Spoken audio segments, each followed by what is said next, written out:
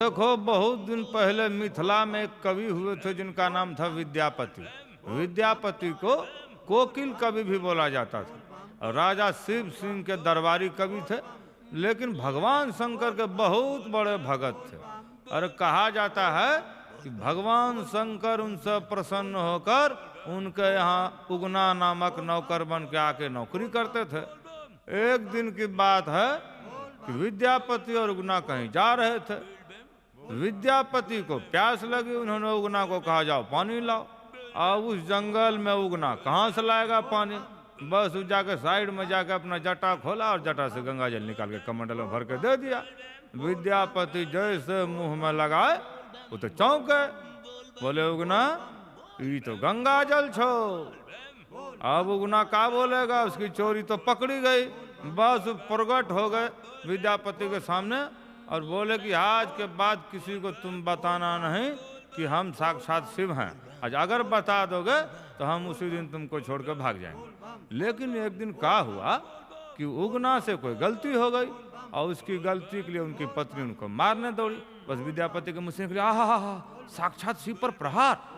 इतना तो सुनना ही था कि शिव जी हो गए अंतर ध्यान। बस उस दिन के बाद विद्यापति तब से गा रहे उगना रे मोर कतः गेला। सर आप जो कह रहे इसमें मजा नहीं आ रहा है। ये छला भैया जरा गा के सुनाइए इसको।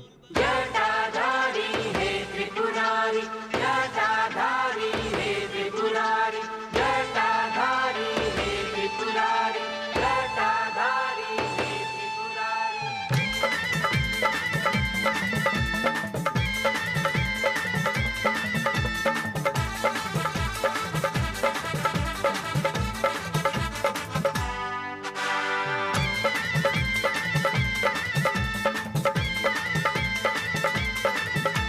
लीलाधारी छै जोगिया, भोले बाबा की जय। हाँ लीलाधारी छै जोगिया, लीला एक बेर कमाल के लेके बन के उगना नाम के सेवका।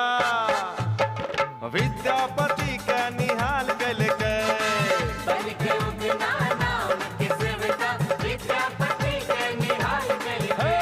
लीलाधारी छै जोगिया, भोले बाबा की जय। हाँ लीलाधारी छै जोगिया, लीला एक बेर कमाल के लेके बन के उगना नाम के सेवका। विद्यापति के निहाल के लेके बन के उगना नाम के सेवका, विद्यापति के निहाल के लेके।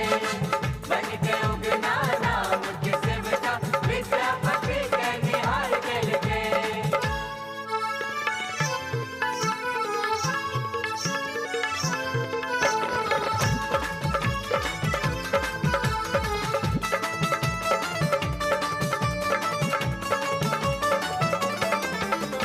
हर हर देवा जय महादेवा।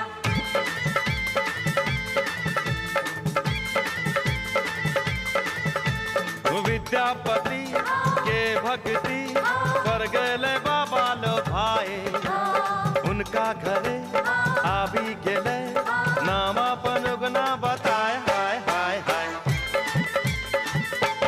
ओए विद्यापति के भक्ति कर गए बाबा लो भाई, उनका घरे आबी गेले नाम अपन उगना बताए। हाय हाय हाय विद्यापति नौकर बुझ के, रे मोर कतः गेला।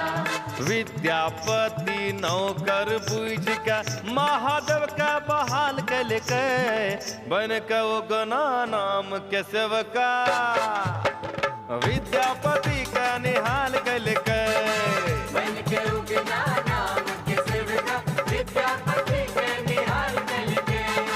बन के उगना नाम के सेवका, विद्यापति के निहाल के लेके।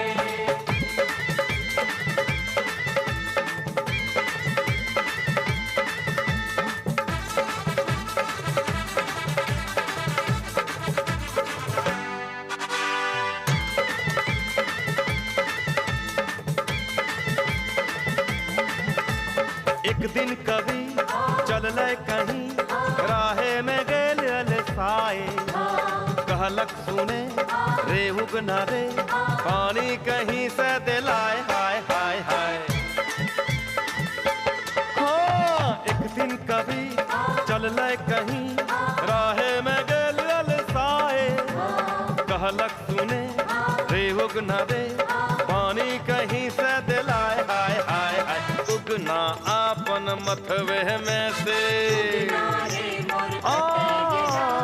उगना आपन मथवे में से गंगा जल निकाल दिल के धन्य भेल कोकिल कवि।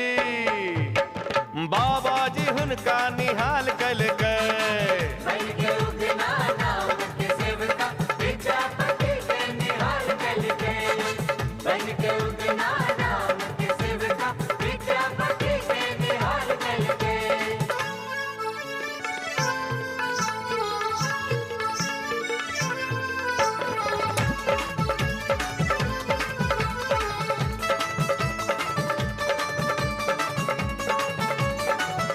हर हर देवा जय महादेवा।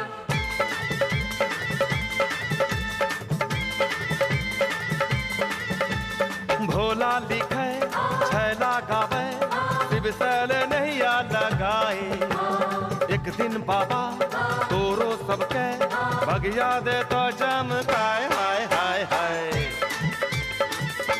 हाय भोला लिखे छैला गावे शिव सल नैया लगाए। एक दिन बाबा तोरो सबके भगिया दे तो चमकाए हाय हाय हाय। लीले कर के कितना के उगना रे मोर लीले कर के कितना के बाबा जी माला माल कल के बन के उगना नाम के सेवका विद्यापति का निहाल कल के। बन के उगना नाम के सेवका विद्यापति के निहाल कल के। लीलाधारी छै जोगिया भोले बाबा की जय। हाँ लीलाधारी छै जोगिया लीला एक बेर कमाल कल के बन के उगना नाम के सेवका विद्यापति का निहाल कल के।